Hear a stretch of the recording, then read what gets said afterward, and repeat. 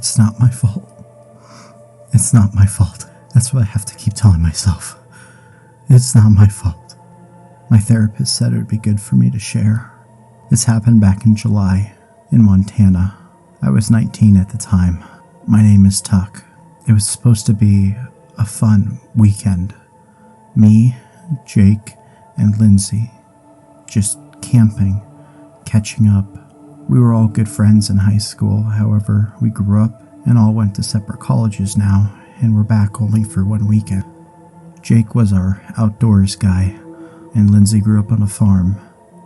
And me, I was just along for the ride with the two of them. They had experience, and I felt safe. The night, it was perfect. Campfire, crackling, the beers were going around, marshmallows, dumb stories from college, just really good. Jake was telling Lindsay some story that had Lindsay laughing so hard she was crying. And for a minute, it felt like the world never changed. It did change, though, when Jake got up. He said that he needed to go to the bathroom in the woods and waddled off. Me and Lindsay talked for a moment, and I was glad to have a second alone with her. However, Jake came back in almost a jog, pale and acting weird. The very first words out of his mouth was that we should leave. Me and Lindsay laughed at him, thinking he was messing with us. This was the guy who would try to scare you during a horror film just to get a reaction out of you, so naturally I thought he was trying to do the same. I could tell, though, that he was persistent about leaving, and then when I asked him why, he couldn't explain. He just kept telling me that something's wrong, and he can feel it. Why didn't I listen? Why didn't I listen to him? I sided with Lindsay instead, and we decided to stay as a group. I tried to keep the mood going after that as soon as Jake realized we weren't leaving, but it was like he wasn't even present anymore. I tried joking about high school and the time we wrecked his car, but nothing. One word answers if that, and he kept peering at the tree line as if he was expecting something to come running after us. That's when it hit me. He wasn't just nervous. Jake was scared. We decided to share one tent for the night just in case and to be safe. I slowly went into my sleeping bag and I fell asleep. About what I assume was maybe an hour later, I woke up to Jake's hand over my mouth, a rifle in his lap, and Lindsay crying silently in the corner. Jake whispered that something's outside. I listened as I heard a low, raspy breathing, low growls. It sounded like something huge was circling around our tents. The sound seemed odd. We could hear something clawing at Lindsay's tent and the posts in the ground. I asked Jake what it was, and he said that it has to be a bear. As I looked over, Lindsay was shaking her head violently, saying, "It's not a bear. You heard it speak just like I did." Jake didn't say anything. Silence filled our tent as we listened to the sound. Once the sound finally stopped, Jake slowly unzipped our tent to look outside, rifle pointed first. Lindsay's tent was completely gone. Not ripped up, just gone. The stakes in the ground were pulled out. To make matters worse, we could see that there was a massive tree that had fallen maybe 3 feet from Lindsay's tent. Jake just looked pale. He demanded that we were leaving. We didn't even bother packing up our tents. He said that we can come back in the morning and do that. We started a jog through the woods. Jake was behind us with a gun. I was leading, and Lindsay was in the middle. We started jogging faster and faster as we heard things through the woods. Eventually, we finally reached the car. Lindsay jumped in, and I jumped in the passenger side. As we were waiting for Jake to hop in the back, I looked around us, and Jake was gone. No sound, no scream. I could have sworn he was behind us running, but he was gone. That's when I decided to tell Lindsay to drive back and get help. I told her I would go back in the woods and search for Jake. It was dumb, I know, but I couldn't leave him there. I've known him for forever. I hopped out, and Lindsay's tires spun as she went away. Once I didn't hear the rev of her engine, the forest was just too quiet. I called out his name over and over, but only to be matched with no reply at all. That's when I started to hear loud footsteps down the path. I immediately thought it was the bear. I wasn't really sure what to do when you see a bear, but I read somewhere that the best thing to do is to play dead. Without even thinking, I just dropped to the ground.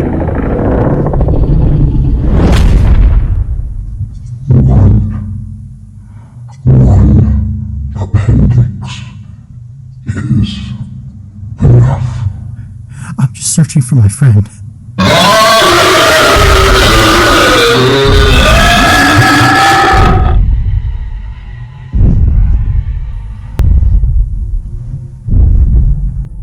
The search for Jake lasted 2 weeks. No sign. They called it a bear attack. I know what I heard, though. I know what it said. I never went back to the woods. Lindsay and I talked for a few months after that, and then she vanished from my life too. Every now and then, I still dream about that night, what it said, and the ending is always the same.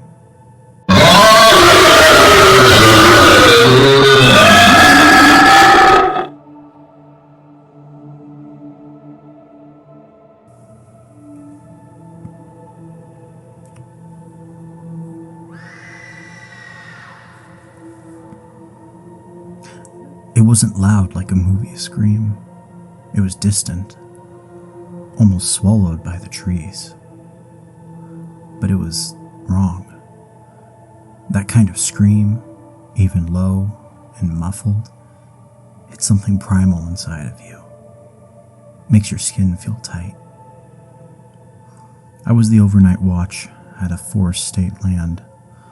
Dense woods and way too many legends for my comfort. 3 campsites were occupied that night, all spread out. One had a family with some little kids. Another was a group of college girls.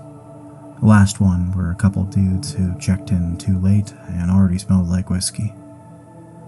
At first, I thought maybe it was just a radio from one of the sites. Maybe somebody had their volume up, but it was just too real. Just that scream. I stepped outside the watch station, scanned the trees, and listened hard. Silence. Still air. But I felt it. That pressure in your chest, like the woods were holding their breath. I grabbed my flashlight, radio clipped on my belt, and I didn't even bother locking the station. It's not like break-ins are a real problem around here. I headed north towards where I thought I heard the scream, plus that was the girls' tent site. I didn't want to creep up on them and walk up unannounced. However, I figured I better check out the perimeter. I made it maybe 50 yards into the tree line when I started to smell something off. I immediately grabbed my gun. It smelled like a dead animal. I hunted the smell for a little bit, and that's when I found a deer, or what was left of one. It was torn open like wrapping paper. Ribs were showing, eyes were wide, and missing. Like somebody was looking for something in its gut. I was rather disgusted by the sight. The weirdest part, though, was that the head was gone. It looked like somebody hacked the head off. Really bizarre, and not something I was used to seeing in the woods. I backed up, my stomach turning, and I started to walk away. I figured I would report this in the morning. I started down the path for maybe another 5 or 10 minutes, trying to find the original sound of the scream. And that's when I heard a similar scream further down the path. I looked behind me as I drew my flashlight, and this woman was running towards me, telling me that he's coming. She shot past me, hair flying, panic in her eyes, and then 2 more girls right behind her, breathless, crying. One of them stumbled and screamed, but didn't even stop. They all sprinted past me like I wasn't even there. And then I saw him. Just behind them, maybe 20 feet out, came a man, barreling through the woods, covered in blood, shirtless. His skin glistened with sweat. Or maybe it was something else. The most bizarre thing was his laughter. It was loud and cracked. I froze for a moment, and then I drew my gun. He stopped right in his tracks as soon as he saw me. Mid-stride, like an invisible wall just hit him. Then he dropped down on his knees and kept on laughing. It was almost like this was some big joke for him and he just got caught. I took a closer look, flashlight still on him, and he looked at me with blood all around his mouth and said that I should have seen their faces.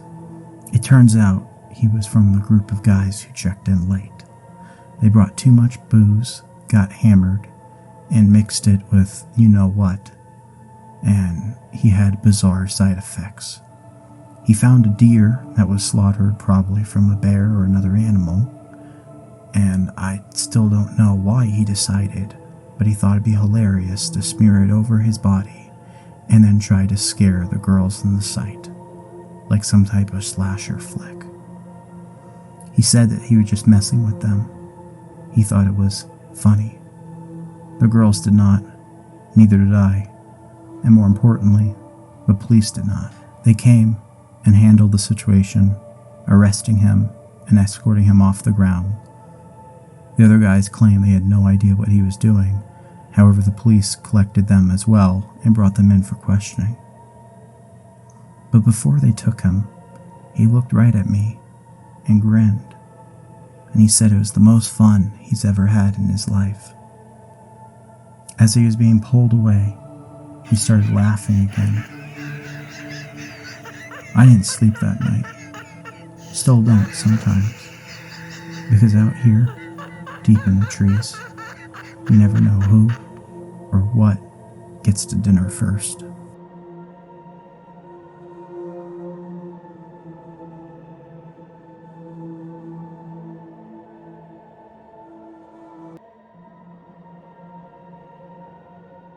You know, you haven't been solo camping since she died. That's true. And I understand that your wife dying might have quite the effect, as it would on anyone. However, it's important still to do things that you want to do. You deserve that. You deserve to be happy. I think this weekend you should go solo camping. She said it might help. That I used to enjoy it before everything happened. Since my wife died, I've been stuck. It's been a lot. Therapy has helped a bit, but I still just can't escape the pain. So I decided to take her advice.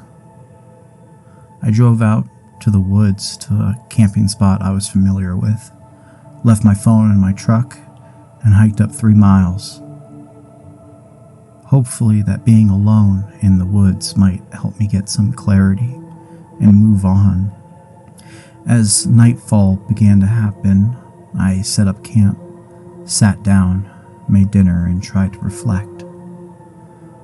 But the more I thought about it, the angrier I got. I hated everything. Why wasn't the one enough? The silence of the forest wasn't peaceful. It was suffocating. Like I could hear my own thoughts just too clearly. I tried to meditate, but my mind kept racing.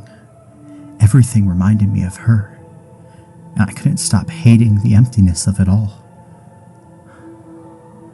Eventually, frustrated and upset, I decided that I would try to go to bed. That's when I heard it. I was woken up by the faint sound of a music box. At first, I thought it was my mind playing tricks on me again, but no, it was so distinct. It was her music box, the one she used to keep by her bedside. I sat up confused. It sounded like it was right outside my tent, but there was no way. I tried telling myself that I was just tired and that the forest was playing games on me. Maybe the forest was jealous. Jealous of what I found. Jealous of who I am.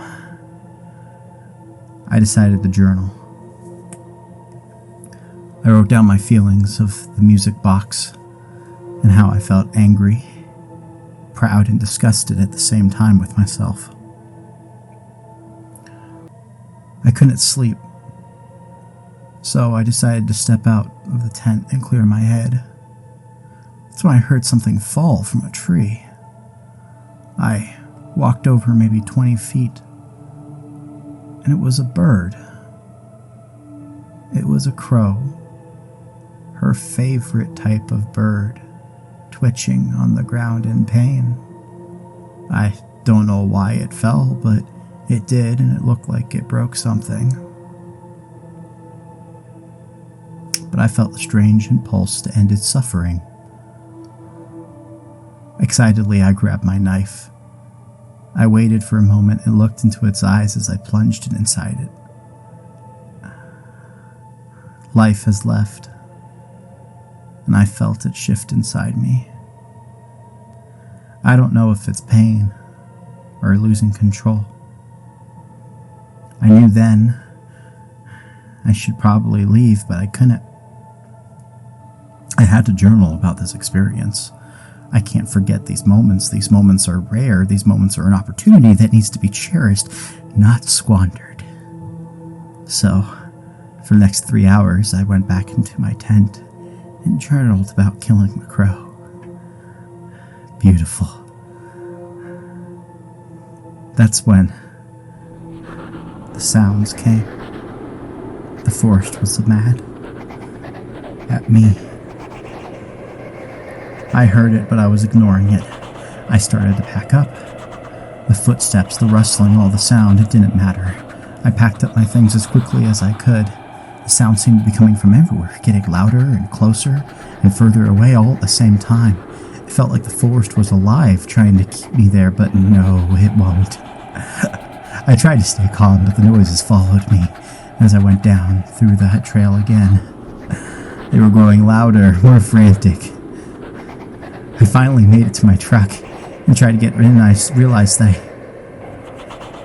I'd forgotten my keys up by the trail. The voices finally stopped. I was desperate. What do you want from me? What do you want?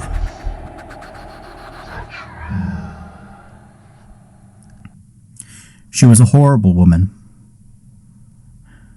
Divorce wasn't an option.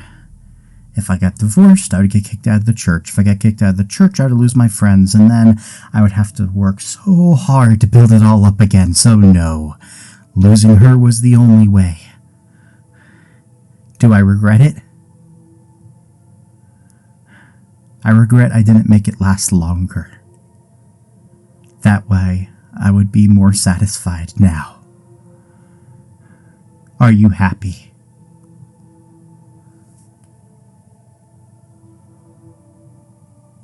Well, it's been 2 weeks since you've seen me. How was the trip? It's been a real struggle for me. It's hard losing someone you care so much about.